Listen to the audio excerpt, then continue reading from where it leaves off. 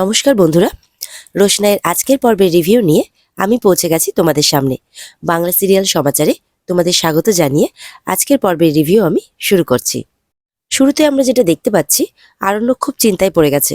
বারবার বলছে, সরি রোশনাই, সরি, তোমাকে আমার একা ছাড়াটা একদম উচিত হয়নি, তোমার সাথে আমার যাওয়াটা উচিত ছিল। তখন আরণ্যককে একজন ফোন করে বলে যে সন্দীপ দা আপনার কাছে আসছে। সন্দীপ স্যারের কাছে তখন আরণ্যক একটা ফেভার চাই, বলে যে আপনি আশা করি আমাকে বিশ্বাস করেন, আপনি আমার বস হতে পারেন, কিন্তু আপনি আমার পার্সোনালি আপনি আমার বড় দাদার মতো। আর তখন সন্দীপ স্যার বলেন আর কি, যে তুমি এই কোম্পানির জন্য যা কিছু করেছো অনেক, তোমার কাছে কোম্পানি কৃতজ্ঞ, তুমি বলো না আমি কিভাবে তোমার সাহায্য করতে পারি।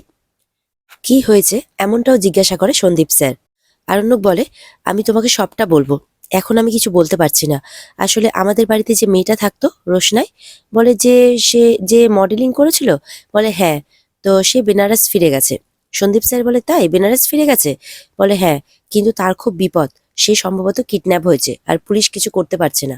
তখন সন্দীপ স্যার বলেন, যেটা পুলিশ করতে পারছে না সেটা তুমি করতে পারবে? আর এদিকে তো বাড়িতে এখন সবাই ছোটুর পেছনে পড়েছে। রোশনাই তো ছিল এতদিন, সে তো গেছে, এবার ছোটু। তো ছোটুকে বলে আর কি, মানে ছোটু তো আপনি আগে করে কথা বলছে আর কি সেই বর্দিমণিকে। তখন বড়মা বলে যে তুমি আপনি আগে করছো কেন, ও তো তোমার থেকে ছোট।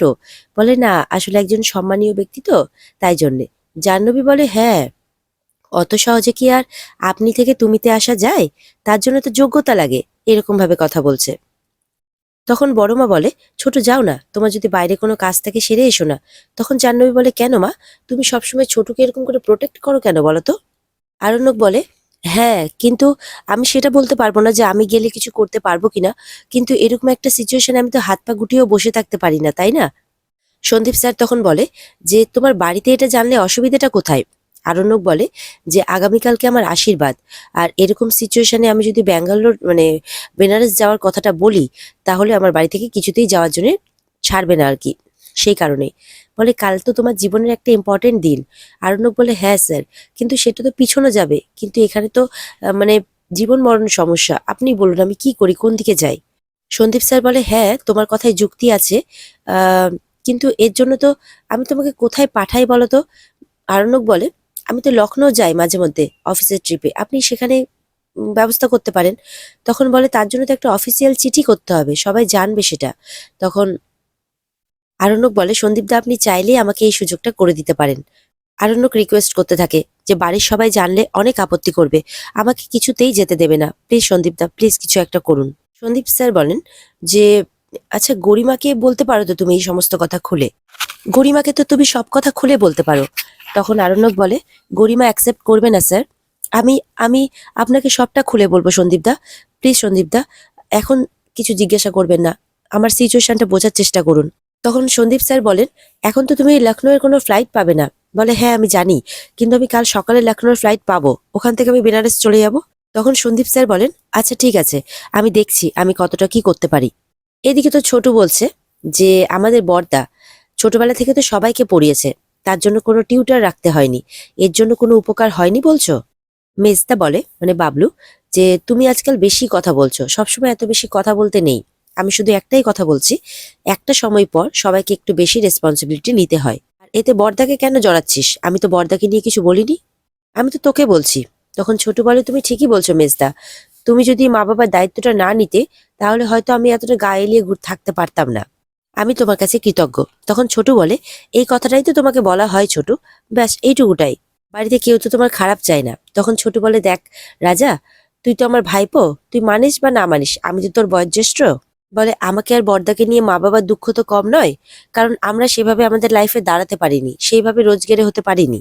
কিন্তু মেজদা কিন্তু দেখ, ঠিক আমাদেরকে আগলে রেখেছে, এই সমস্ত অভাবগুলো মিটিয়ে দিয়েছে, বাবা মাকে ভালো রেখেছে, কোনোদিন কিচ্ছু বুঝতে দেয়নি, 10 হাতে সমস্তটা আগলে রেখেছে।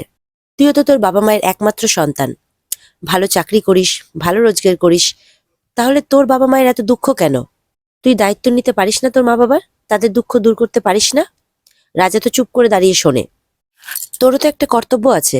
তখন ছোট মানে রাজা বলে, আচ্ছা আশ্চর্য তো, তুমি আমার দিকে এখন কেন আঙ্গুল তুলছো বলো তো? জাহ্নবী বলে, ও আচ্ছা, এখন এই সব কথা বলে তুমি নিজের দায়িত্বটা এড়িয়ে যাবে, তাই তো? ছোট বলে, আমি দায়িত্ব এড়ানোর কথা বলছি না তো, রাজা তো ভালো রোজগার করে, এত টাকা মাইনে পায়। এই যে তার মা সারাদিন রান্নাঘরে যে পড়ে থাকে, সারাদিন রান্না করে, সারাদিন বাড়ির লোকের জন্য এত কাজকর্ম করে, ও কি পারে না ওর মায়ের জন্য একটা কাজের লোক রেখে দিতে, একটা রান্নার লোক রেখে দিতে যে সারাক্ষণ ধরে তার মাকে হেল্প করবে?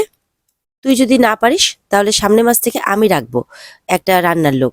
কোথার থেকে টাকা আসবে আমি জানি না, তবে আমি আমার যথাসাধ্য চেষ্টা করব যাতে বড় বৌদির কষ্টটা কমে। মেজদা বলে, সব রেসপন্সিবিলিটি আমার দিকে ঠেলে না দিয়ে নিজেও তো কিছু করতে পারো।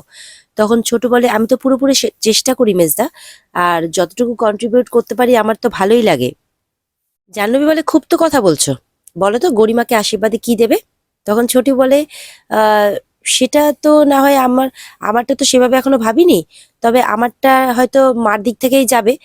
এবার তোমরা সবাই তো নিজেরা নিজেরা ভেবে নিয়েছো যে কি দেবে আশীর্বাদে, আলাদা আলাদা ভাবে ভেবেছো, কিন্তু একবার কি ভেবেছো মায়ের কথা, যে মা কি দেবে? মাকে নিয়ে কি একবারও কেউ ভেবেছো? ঠাম্মি বলে, ও দুটো কানের দুল দিলেই হবে। আমার যা গয়না ছিল তা তো এই বাড়ির বউকে নাত বউকে দিয়েই অনেকটাই কমে গেছে। তো এখন ওই দুটো কানের দুল দিলেই হবে, তুমি চিন্তা করো না কিছু, তুমি অত ভেবো না ছোট। তখন ছোট বলে, না মা, আমি থাকতে তোমার কোনো কষ্ট হবে না, আমি ঠিক এর কিছু একটা ব্যবস্থা করব। তখন তনুশ্রী বলে, দেখো ছোট, জাহ্নবী জাহ্নবী এক কথাই বলে আর কি, যে গরিমা কিন্তু আবার সব জিনিস পরে না, তো এমন জিনিস আবার কিনে ফেলো না যেটা হয়তো ওর কাছে নিয়ে পড়েই থাকবে। তখন বাবলু আবার এটাকে ভেঙিয়ে বলে, কি বলছো তোমরা বলো তো, গরিমা যেটা পরে সেটা কি ছোট কখনো দিতে পারবে নাকি? রাজা আবার মুচকি হাসছে। তনুশ্রী বলে, না হলে দরকার নেই। তখন ছোট বলে, অবশ্যই দরকার আছে। আশীর্বাদী করার জন্য যেই উপহারগুলো দেয়া হয়, দেখো কে কি পড়বে, কে কি ভালোবাসে, সে পড়বে কিনা, কি করবে, এই সমস্ত কিছু ভেবে তো উপহার দেওয়া হয় না। আর গরিমাকে যতটুকু চিনি, গরিমা যথেষ্ট ভালো মেয়ে। আমার মা আশীর্বাদে মন থেকে যা দেবে গরিমা সেটাকে মাথায় করে রাখবে, আমার স্থির বিশ্বাস, তা সে যৎ সামান্য জিনিসই হোক না কেন। এদিকে সন্দীপ স্যার রাজি হয়ে যায় আরণ্যককে হেল্প করতে। বলে, আমি অফিসের ব্যাপারটাতে তোমাকে হেল্প করে দেবো, কিন্তু বাড়ির ব্যাপারটা তোমাকেই সামলাতে হবে। বলে, আপনি এইটুকুটা অ্যাসিওরেন্স দেন, তাহলে আমি বাড়ির ব্যাপারটাও সামলাতে পারবো।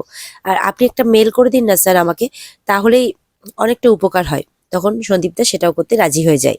সন্দীপ স্যার বলেন যে, তুমি তো লখনৌ যাচ্ছই, আর টিকিটও দেখাতে পারবে তুমি? বলে, হ্যাঁ হ্যাঁ, সেটা অবশ্যই পারবো।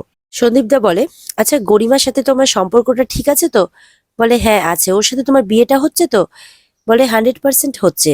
বলে, তোমার লাইফে কোনো কমপ্লিকেশনস নেই তো আরণ্যক? বলে, কি করে বলবো সন্দীপ দা, সবার লাইফেই তো কিছু না কিছু কমপ্লিকেশনস থাকে। সন্দীপ দা শুনে একটু অবাক হয়। আমি টোটালি হেল্পলেস সন্দীপ দা, আমার হাতে কিছু নেই, তবে আমি সব ব্যাপারটা তোমাকে ঠিক খুলে বলবো। সন্দীপ দা আরণ্যকের কথাটা শুনে একটু অবাক হয়। বড় মা ছোটকে জিজ্ঞাসা করে, আচ্ছা রোশনাইয়ের কোনো খবর জানো? আমি ওকে অনেকবার করে ফোন করেছি, কিন্তু ফোনটা সুইচ অফ আসছে। তখন এদিকে তনুশ্রী বলে, আচ্ছা বর্দি, তুমি ওই মেয়েটাকে নিয়ে মাথা না ঘামিয়ে এই তো বাড়িতে একটা অনুষ্ঠান, সেটা নিয়ে মাথা ঘামাও না। বলে, সেটা নিয়ে তো মাথা ঘামাচ্ছি রে, সেই জন্যই তো আনন্দ নাড়ুও বানাচ্ছি, কিন্তু যেই মেয়েটা এতদিন ধরে বাড়িতে থাকলো তাকে নিয়ে কি একটু আমি মাথা ঘামাতে পারবো না? কি বলিস? বাবলু বলে, এতটাই অকৃতজ্ঞ যে বাড়িতে পৌঁছে একটু জানালোও না। তখন ছোটু বলে, প্লিজ বেজদা, ওকে তুমি অকৃতজ্ঞ বলো না। ও কেন ফোন করবে এই বাড়িতে? ও ফোন করলে কেউ কি কথা বলবে, কেউ কি ভালো ব্যবহার করবে ওর সাথে? এদিকে তো আরণ্যক বাড়ি চলে আসে। বাড়ি আসতেই তো ছোট বলে, কি ব্যাপার তুই এত তাড়াতাড়ি? বুঝতে পারছি কাল তোর আশীর্বাদ, তোর তর্স হয়েছে না, কিন্তু বিয়ে কিন্তু এখনো অনেকদিন বাকি আছে। আরণ্যক কিন্তু এদিকে চুপ করে আছে। জাহ্নবী বলে দেয়, একটু পরে গরিমা আসছে সবটা দেখে নেওয়ার জন্য, কালকে ওর মায়ের অনেক গেস্টরা আসছে, অনেকজন আসছে, সবকিছু ওর জন্য ও ভালো মতো করে দেখে নেবে আর কি।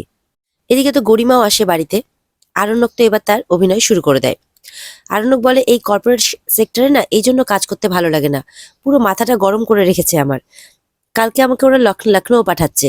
তখন এটা শুনে তো সবাই অবাক হয়ে যায়। বাবলু বলে, তুমি বলনি যে কালকে তোমার আশীর্বাদ? বলে, বারবার করে বলেছি, তবুও শুনলো না, সেই জন্য তো মাথা গরম করে আমি চলে এলাম অফিস থেকে বেরিয়ে। গরিমা বলে, কি বলছো তুমি, আমি কি একবার কথা বলবো? বলে, প্লিজ গরিমা প্লিজ, তুমি একবার কথা বলো, দেখো যদি কিছু হয়। গরিমা মনে মনে ভাবে, আরণ্যক কি সত্যি কথা বলছে, নাকি মেয়েটার খোঁজ পাওয়া যাচ্ছে না বলে বেনারস যাচ্ছে? আমাকে একবার ফোন করে কনফার্ম হতেই হবে ওর বসের কাছে। আর এদিকে রোশনাই তো যাচ্ছে বেনারসের রাস্তা দিয়ে, সব তার চেনা রাস্তা। কত না এই রাস্তা দিয়ে কত প্রাইভেট টিউশন, বন্ধু বান্ধবদের সাথে ঘোরাফেরা, কত কি করেছে সে, তার সব চেনা রাস্তা। বলে, আর কিছু দূর গেলে আমার গ্রাম, সেখানে আমি মায়ের কাছে যাব। হ্যাঁ, মা হয়তো নেই, কিন্তু মায়ের গায়ের গন্ধ আছে। কতদিন পর আমি সেই গন্ধ পাবো। এইগুলোই কথা ভাবতে ভাবতে যাচ্ছে রোশনাই। বলে আমি আর কলকাতার নাম করব না, আমি এখানেই বন্ধু বান্ধব সবাইকে নিয়ে থাকবো।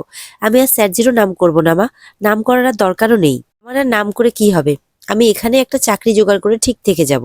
চিরদিন তো আর রাজেশ আমার পেছনে পড়ে থাকবে না। আর পুলিশ যখন জানে, পুলিশ নিশ্চয়ই ওর খোঁজ রাখবে। এগুলোই ভাবতে ভাবতে যাচ্ছে রোশনাই। আর এখানে আজকের পর্ব শেষ হয়ে যায়। তো বন্ধুরা, এই ছিল আজকের পর্বের রিভিউ। যদি তোমাদের ভালো লেগে থাকে তাহলে অবশ্যই পর্বকে লাইক, কমেন্ট আর চ্যানেলকে সাবস্ক্রাইব করে দেবে। আর পর্ব যদি বিস্তারিত তোমরা দেখতে চাও তাহলে অবশ্যই স্টার জলসার পর্দায় তোমরা নজর রাখবে। তাহলে দেখা হচ্ছে আগামীকালকে রোশনাইয়ের নতুন পর্বের রিভিউ নিয়ে। ততক্ষণ সবাই ভালো থাকবে, সুস্থ থাকবে। টাটা।